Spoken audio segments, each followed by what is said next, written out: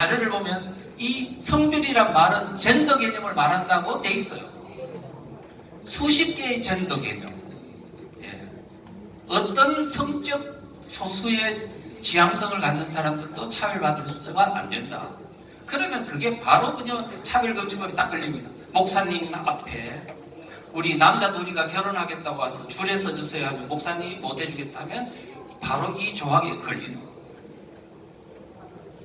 지금 이렇게 되고요. 그 다음에 또 신념에 따른 차별금지도 해놨습니다. 신념 이게 뭐지?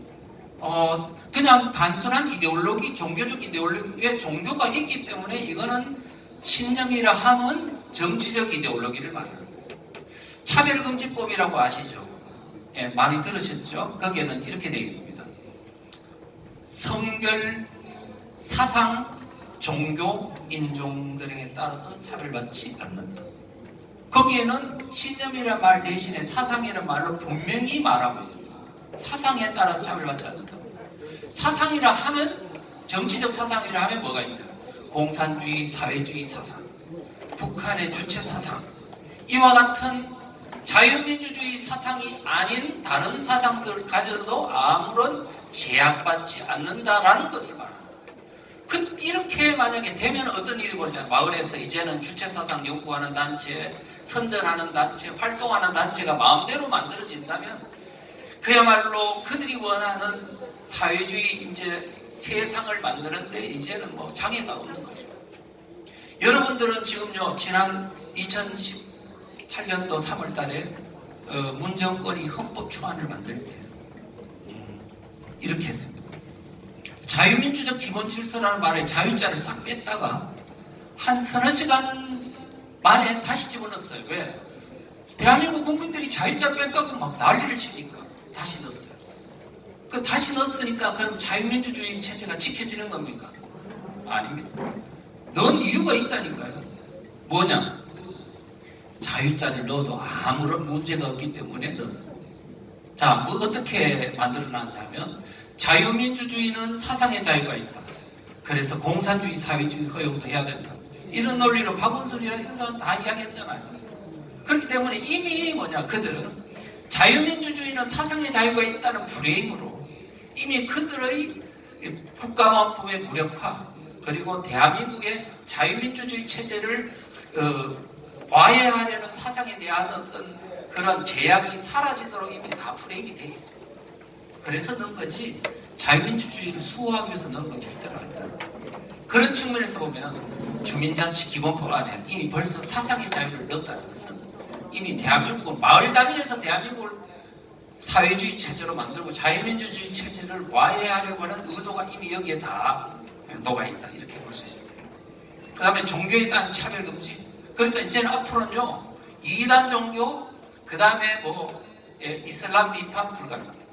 인종에 따른 차별금지 이건 당연히 지금 현재는 이번 아까 외국인이 들어올 수 있는 걸 볼 때 그거는 당연한 규칙이다 이렇게 보죠. 자, 그 다음에 또 하나 우리가 염두에 둬야 될 게 제5조 2항 3항입니다. 제5조 3항에는 이렇게 되어 있네요. 잘 들어보십시오. 이게 굉장히 중요한 내용입니다. 주민과 주민자치에는 노동, 인권, 환경, 복지 등 관계 법령에서 규정한 사회적 책임사항을 준수해야 한다 되어 있습니다. 자, 보십시오. 노동, 인권, 환경, 복지 이게 지금 네오막시즘의 노선입니다. 네오막시즘이라 하는 건 새로운 변종공산주의를 말합니다. 문화막시즘, 네오막시즘, 소위 말하면 변종공산주의. 물론 생긴 것은 과거 이미 1930년대 이렇게 됐지만은 이게 지금 활성화된 것은 1990년대 소련이 무너지면서요. 이제 공산주의는 다 이제 사라졌다. 이제는 그렇게 생각하는 세상이 됐잖아요. 그러면서 이제 공산주의자들도 이제는 새로운 변종, 포장을 새로 해야 될 때가 온 거예요.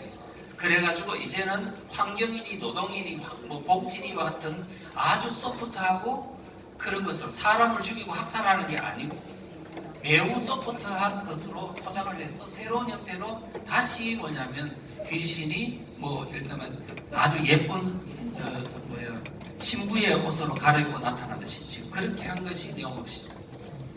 그래서 지금 유럽이 무너지고 미국이 무너지고 전 세계가 지금 다 무너지고 있어요. 한국까지도 지금 그런 상황이거든. 그래서 노동, 인권, 환경, 복지 이것을 어떻게 해야 되냐면 지금 주민자치기본법에 의해서 주민과 주민자치는 이거를 반드시 지켜야 한다. 이 법만 지켜야 하는 게 아니고 관계법령을 다 지켜라는 거예요. 주민들. 그런 어떤 문제들을 알고 있습니다. 자, 고적들하고 그 다음에 지금 주민자치 거기 분과를 보면요. 환경분과, 인권분과, 복지분과, 교통분과, 아동분과, 주거분과 많습니다. 이 분과 하나당 30명 정도로 구성되어 있습니다. 그런데 이 환경분과를 볼까요? 이거 다 네오막시즘 노선에 따르는 활동가들이 여기 들어갑니다. 그런데 환경분과에서 이제 교회에 나타납니다. 지금 코로나 방역을 제대로 했나 안 했나 검사한다고 들어요. 왜 검사하냐고 그러면 아니 지금 주민자치기본법과 같은 이 법에 다 그렇게 하도록 돼 있어라고 하면 됩니다. 그 다음에 소음 측정해보자. 통성기도 못하게 하고 교회 종탑 위험하니 아는지 환경 조사한다 그러면서 얼마나 이게 껌껌이 이렇게 통제와 방해를 하면 우리가 교회에 나오는 분들이 얼마나 고통스럽겠어요. 이런 거 있죠. 인권분과 여기서 또 교회 뭘 통제할까 보니까요. 예를 들면 유년주일 학교 있잖아요. 유년주일 학교에 와가지고 지금 다른 종교를 비판하거나 또 애들에게 이제 신앙의 어떤 그거를 강요하는 거 아니냐. 그러면 인권 침해다 이렇게 들으대면 어떡할 거예요? 거기서 녹음을 해가지고 하면 교사들이 과연 신앙의 어떤 문제를 제대로 교육시킬 수 있겠습니까? 우리가 지금 마을 단위에서 정부에서 통제하는 건 힘든데 읍면동에서 이거를 이렇게 통제한다면 우리가 힘들 거라는 거죠. 그래서 그 다음에 여러 가지 있습니다. 자, 그 다음에 이제 또 하나 또 문제 독소조항이 뭐냐면 주민자치회가요. 주민들에 대한 민감한 신상 정보를 수집한다는 겁니다. 제10조 6항에 보면 정보 수집권한이 있는데 주민자치회는 뭡니까? 3,491개 읍면동 수준에 있는 조직이잖아요. 읍면동 조직이 누구한테 주민 정보를 달라 하냐면 지금 자기 산하에 있는 주민들에 대한 이름, 주민등록번호, 전화번호, 휴대폰 전화번호 등이니까요. 뭐 예를 들면 뭐 정과조회라든가 뭐 출입국 정보라든가 이런 걸 다 요구할 수 있다는 거예요. 누구한테 요구할 수 있냐 하면 관계정부, 그러니까 관계중앙기관의 장, 예를 들면 행안부 장관, 법무부 장관한테도 할 수 있고 밑에 있는 경찰서장, 파출소장까지도 할 수 있습니다. 그리고 지금 자치단체장, 교육감 포함해서 다 요구할 수 있습니다. 그러니까 지금 주민자치 밑바닥에 있는 주민자치회가 저 위에 있는 상층부에 있는 장관들한테도 무소불위에 주민에 대한 정보 내놓으라면 다 줘야 된다는 거예요. 그런데 밑에 보면 더 무서운 내용이 있습니다. 요청받은 자는 반드시 이에 따라야 한다는 뜻입니다. 이 세상에 이런 법이 어디 있어요? 그래서 지금 헌법을 사랑하는 변호사 모임 헌변 대표인 구상진 변호사는 이 법을 보고는 이렇게 말하더라고요. 이 법은 현행법상 국회의원과 대통령도 못 갖는 무소불위의 권한입니다. 그거를 누구한테 줬다고요? 주민자치의 관계자한테 줬다. 그런데 문제는 뭐냐면 제가 이걸 보다가 약간 궁금했던 게 도대체 이 정보를 수집하는 것까지 좋다 이거야. 근데 어디서 이 정보 관리할 거야? 궁금했거든요. 읍면동에서 관리할 수 없잖아요. 나중에 다 밝혀졌습니다. 뒤에 설명드리겠습니다. 자, 그런데 여기에 보면은요, 이 보십시오. 진선미 의원이 발의한 내용에 마을교원 공동체 기본법안에 보면요, 행안부 장관 산하에 마을 공동체 종합 정보 지원 시스템을 구축하도록 되어 있습니다. 행안부 장관 안에 이제 또 다른 주민 정보를 관리하는 새로운 정보기관을 만든다는 거예요. 서영교 법안에도 보면요, 서영교 법안에도 행안부 장관한테 정보기구를 설치하는 것으로 되어 있습니다. 그러면 이제 그들의 손아귀에 대한민국의 모든 국민의 정보가 들어갈 것이고 그들에서 통제받는 세상이 오지 않을까 하는 우려감이 생기는 거죠. 그 다음에 이제 읍면동의 기업들과 자영업자들도 주민자치회에 고통받게 될 거다. 왜냐하면 주민자치회가 사실은 공권력 기관이잖아요. 공권력 기관이 뭐 할 수 있도록 해야 사업을 할 수 있도록 해놨어요. 회사 만들 수 있다고. 심지어는 그냥 부동산까지 소유하고 회사 만들 수 있어요.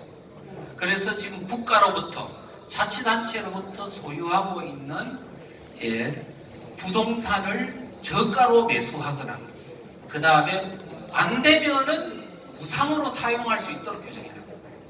그래서 이제 앞으로 많은 부동산을 주민자치회가 가지고 그걸 활용할 텐데 어떻게 활용할까?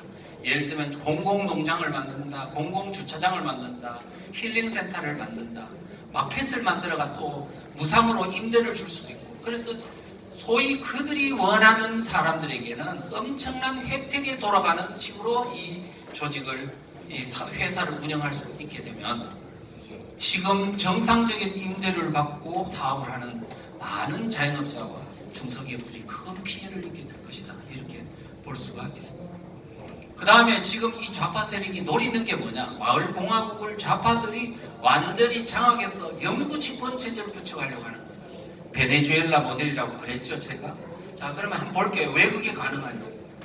제가 그 주민자치회 재정 문제를 보니까요.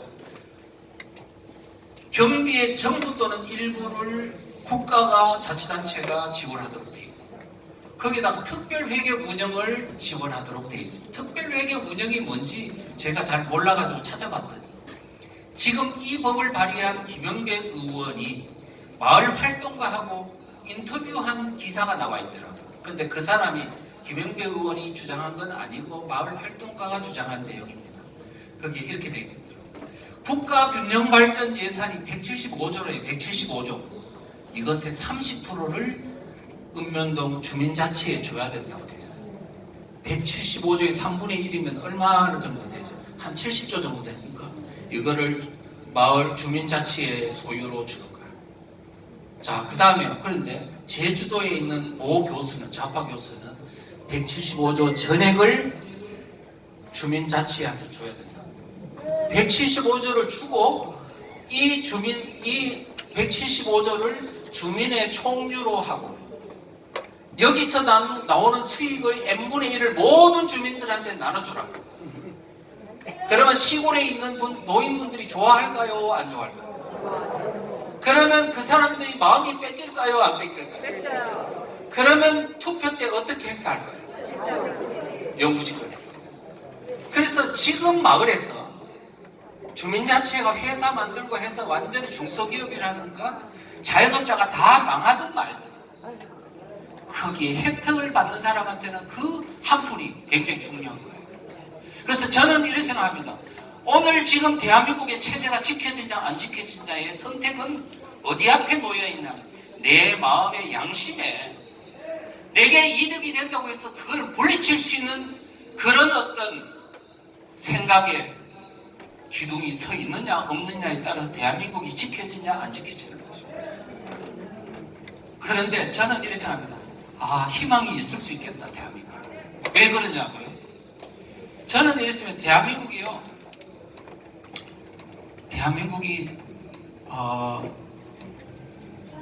선거를 통해서 자유민주주의 국가에서 선거를 통해서 그 사회주의 세력 주사파와 같은 반체제 세력들한테 정권이 넘어가는 걸 보고 지금 자유민주주의 역사에서 이와 같은 이런 일이 그것도 후진국이면 몰라도 선진국에서 있다는 것은 있을 수 없는 일이다 생각했습니다.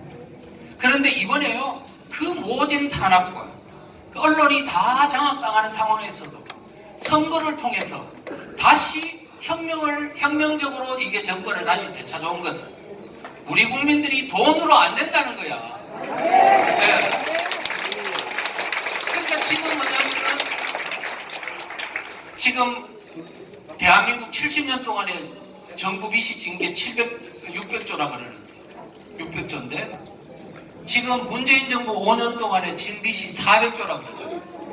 이렇게 퍼졌는데도 불구하고 국민들이 그 돈에 현혹되지 않고 많은 연세 드신 분들과 중심으로 각성된 우리 우익 세력들이 여기에 이겨나오고 끝없이 자기의 생업을 포기하고 와서 활동하고 그 다음에 LA에서 와가지고 매일 출퇴근하고 하시는 그 노력이 결국은 대한민국으로 다시 살려요.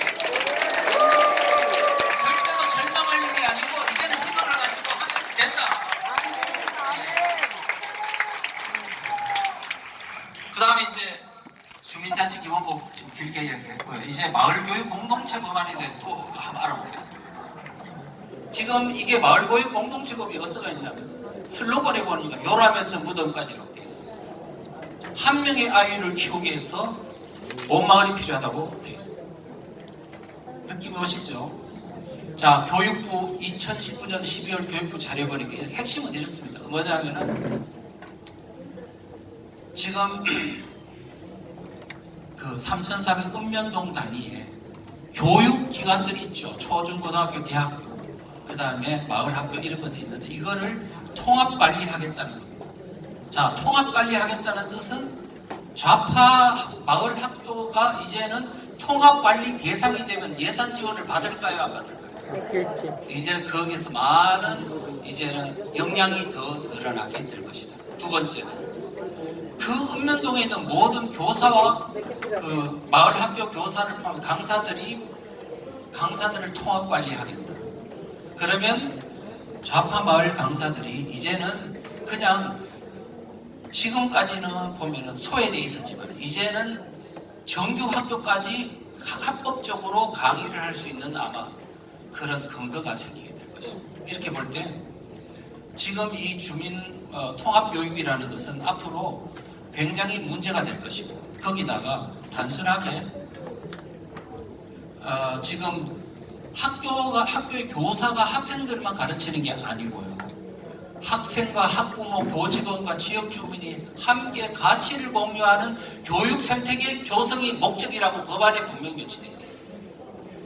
자, 그 다음에는 지금 그 전문가들의 얘기를 들어보면요. 이렇게 되어 있습니다. 이 마을교육 공동체가 뭐냐 그랬더니 그 지역의 학생과 주민들을 주체적 시민으로 성장시키는 거라고 되어 있습니다.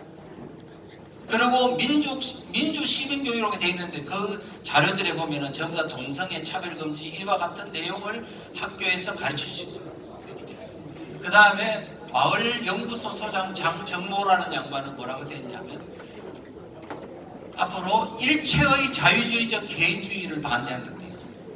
지금 이와 같은 사회주의적 자유민주주의적인 의식 세계를 해체하는 쪽으로 마을교육 공동체 교육이 진행될 거라는 것을 말해주는 것이다 볼 수 있습니다. 다음 자치경찰제에 대해서도 한번 살펴보겠습니다. 지금 이 문정권이 집요하게 자치경찰제를 시행했어요. 2020년도 12월 달에 통과됐습니다. 자치경찰제 전면 개정안이 통과돼 가지고 작년 7월 1일부로 전국에서 전면 시행이 됐습니다.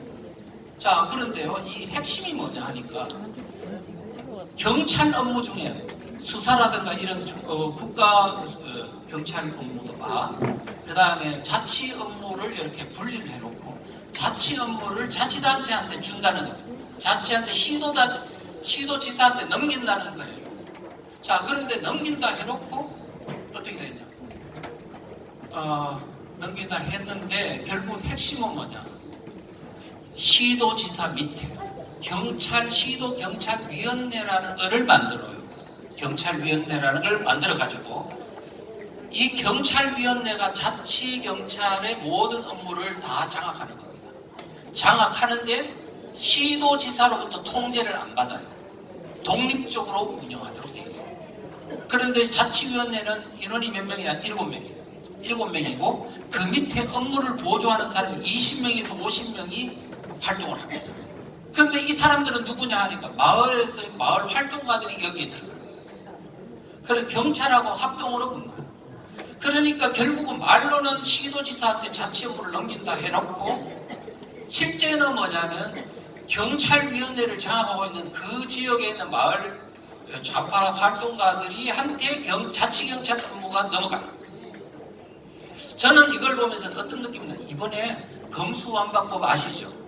검찰의 기능을 해체하고 경찰한테 넘긴다는 거 아니에요. 왜 넘기냐? 왜? 이미 이 법이 통과되어 가지고 이미 하부 구조의 자치경찰, 마을에 있는 좌파 활동한테는 이미 자치경찰 업무가 넘어가 있는 거예요. 그러니까 뭐냐면 이제는 경찰은 조금만 기다리면 이제 자기들 손아귀에 들을 거라 보기 때문에 이거를 완전히 검찰을 해체시키고 그 기능을 경찰한테 넘기는 게 아닌가, 이렇게 이제 판단이 됩니다. 그리고 실제는요, 이 자치경찰 업무 안에 뭐냐면 생활 안전에 관한 거, 뭐 교통 이런 것도 있지만 수사 업무도 이제 그들의 손아귀에 들어가는 겁니다. 수사 업무에 보면은 뭐 예를 들어가지고 뭐 어떤 게 있냐면 학교 폭력, 가정 폭력, 이와 같은 것들도 다 주민 자치경찰 업무 안에 들어가서 실제 수사를 하고, 그래서 이제 주민들을 통제할 수 있는 수사 역량을 이제 자기들이 정권적으로 행사할 수 있게 된다. 자, 그 정도로 하고. 자, 그 다음에 지금 뭐냐면 제가 이 주민자치기본법 공산의 길목이라는 책을 썼더니 일부 이제 전문가가 이렇게 말을 하는 거예요. 왜 공산한 말을 썼냐? 왜 공산하는 말을 썼느냐? 지금 이 법을 보니까 매우 분권적이던데 왜 매우 집권적인 민주적 중앙집중제라고 공산주의 조직 원리가 들어있는 이런 공산한 말을 왜 썼느냐고 저를 비판하더라고요. 그런데 저는 어떻게 생각했냐면 지금 주사파나 사회주의 체제로 만들려고 하는 그들의 사상적 지향성을 볼 때 반드시 집권 구조로 갈 거라고 난 봤던 겁니다. 겉보기에 분권형은 그거는 하나의 선전술에 불과한 거라고 난 봤던 겁니다. 아니나 다를까 그 이후에 집권적인 법안 구조가 만들어졌어요. 한번 볼까요? 자, 지금요 이해식 의원이 발의한 법안, 그 다음에 진성희 의원이 발의한 법안, 서영교 의원이 발의한 법안이 3개가 올라와 있습니다. 올라와 있는데 이 3개 다 공이 뭐가 되었냐면 마을 보육 공동체에 그러니까 3,491개 읍면동이 정책을 펴고 심의를 하는 것을 컨트롤할 수 있는 전국 조직을 다 체계적으로 만들고, 또 별도로 마을 공동체 활동을 지원하는 조직 시스템도 전국적인 조직망을 만들고, 그 다음에 그 조직의 기능을 또 각종 민간단체한테 많이 또 이거를 위탁할 수 있도록 다 법안을 해놨거든요.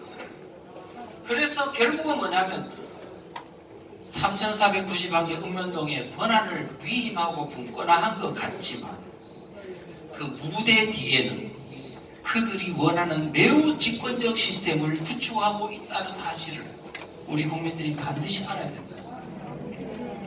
맞죠? 네. 그래서 지금 읍면동 조직이 있고 그 위에 시도 조직이 있고 다 견인하도록 되어 있습니다. 그 다음에 전국 조직이 있는데 어떤 법안은 총리실에다가 컨트롤 기능을 주고 어떤 거는 행안부 장관에 뒀습니다.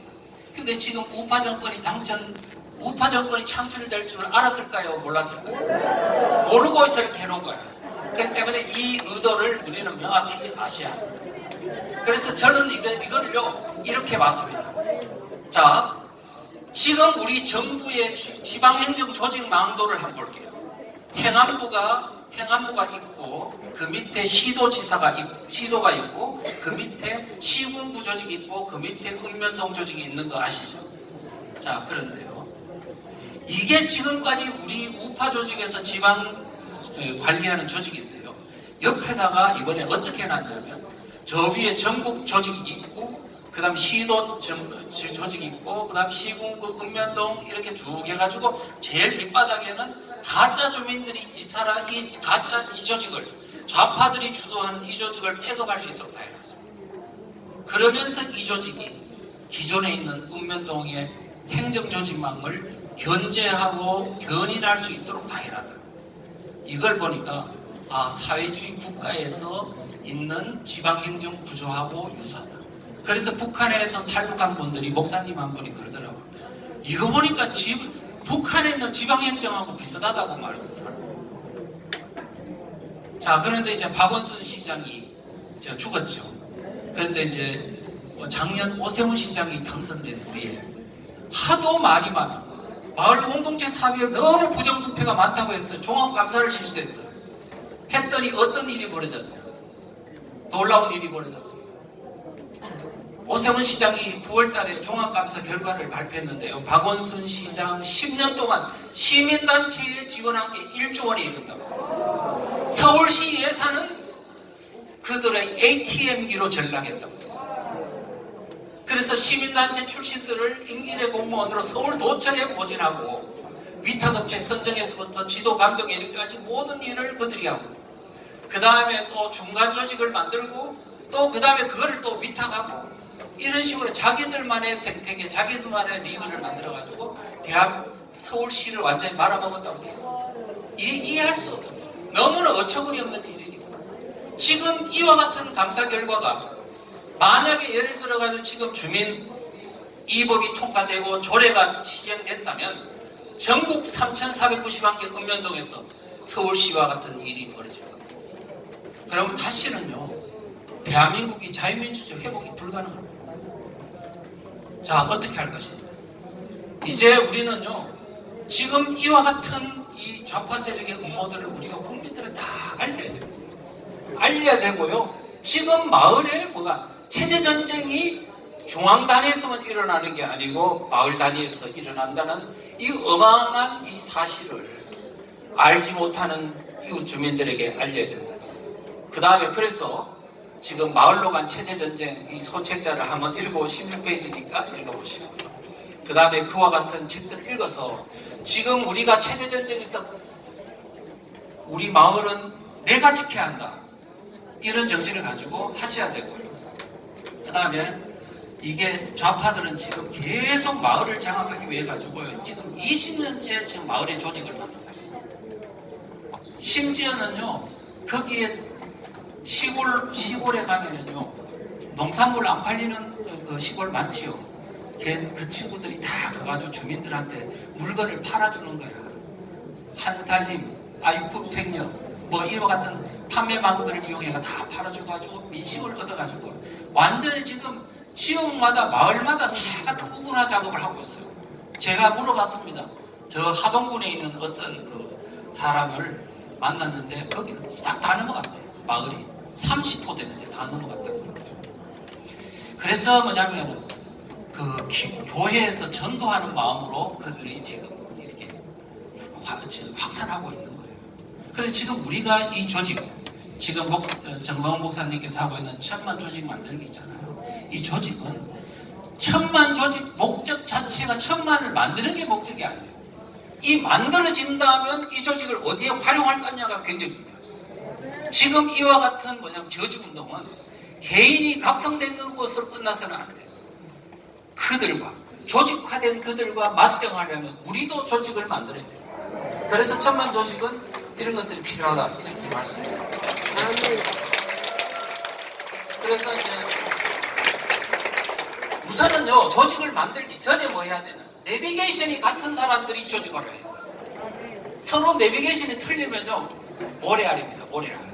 그래서 우리는 지금 이런 책자라든가 이런 걸 통해서 우리는 내비게이션을 같이 하는 그런 교육 운동이 일어나야 하고, 그래서 이제 그 다음에는 이웃을 깨우기 위해서요, 뭘 해야 되냐면 책자 읽기 운동을 해야 돼요. 보급 운동도 해야 되고, 독서 클럽, 아카데미, 또 우파들끼리도 마을 학교도 만들고, 대안학교를 만들고, 이렇게 해서 이제는 뭐냐면 왜곡되고 좌경화된 학교에다가 우리 자식을 넘겨두고 걱정할 게 아니고, 우리가 지금 뭐냐면 우군화를 할 수 있는 재확대 재생산을 할 수 있는 조직 역량을 갖춰야 됩니다. 교육 기능을 우리가 확보해야 된다. 그 다음에는 뭐냐면 조직 만들고, 이제는 조례 저직 운동 같은 행동으로 나서야 합니다. 그래서 우리 마을은 우리가 지켜야 합니다. 이런 말씀드려서 그렇게 함으로써 앞으로 우리 대한민국은 지켜질 것이고, 그 다음에 이런 활동을 통해서 우리가 교회가 적극 나선다면 아멘. 이게 선교 활동의 일환이고요, 전도의 일환일 수 있습니다. 그래서 우리가 열심히 이와 같은 애국 운동에 노력을 해주시면 감사하겠습니다. 고맙습니다.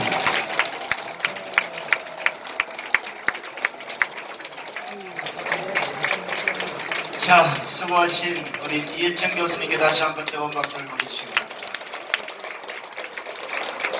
누가 저쪽에서 앵콜 하시는 것 같은데, 앵콜 강의는 다음에 오시면 또 전해드리겠습니다. 약 1시간 반 정도 강의를 하셨는데, 좋으시는 분은 딱 2분 있고 화장실 가신 분 3분 있고 대단하십니다. 3일 연속 이런 장소에 앉아서 1시간 반 강의를 듣는다는 게 참 곤욕스러운데, 대한민국의 현실이 여러분 보시기에 답답해서, 더더욱이나 우리는 현재 현실에 당하고 있지만 여러분들은 타국에서 내 나라 고국이 어떻게 돌아가는지 가짜 뉴스에 속아서, 좌파 언론에 속아서 어떻게 보면 잘 돌아가는 거고 어떻게 보면 아닌 거고, 근데 이번에 와서 정확하게 대한민국의 현주소를 여러분들은 아시시리라 생각합니다. 자, 오래 앉아 좀 피곤할 텐데 두 손을 다 들어보세요. 그리고 몸을 뒤로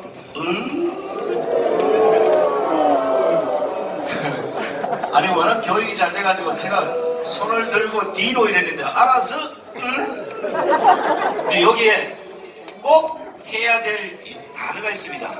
그걸 하지 않으면 몸에 오히려 해로워요.